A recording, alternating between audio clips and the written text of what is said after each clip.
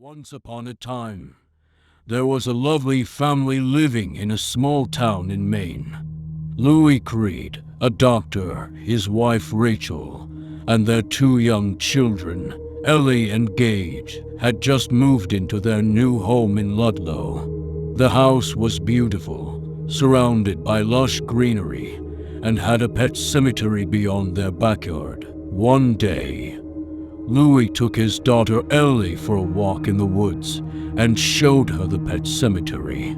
He explained that it was a place where the town's residents buried their pets.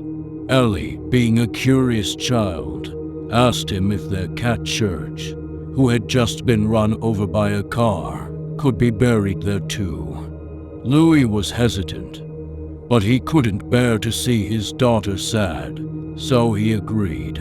Louis buried Church in the pet cemetery, but to his surprise, the cat returned to life the next day, albeit a bit different than before.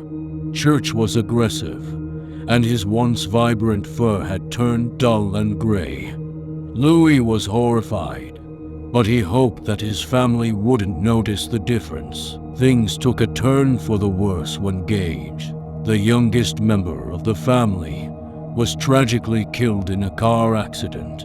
In his grief, Louis had an idea.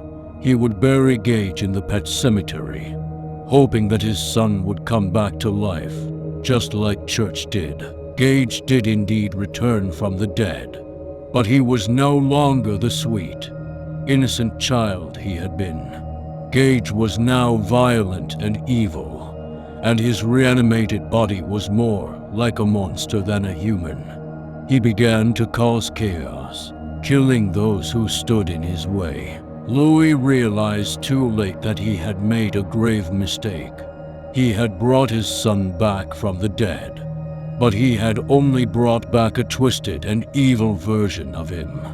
In the end, Louis had to face the consequences of his actions and try to stop Gage before he destroyed everything and everyone he loved. The pet cemetery had claimed yet another victim, and Louis had learned the hard way that some things are better left buried.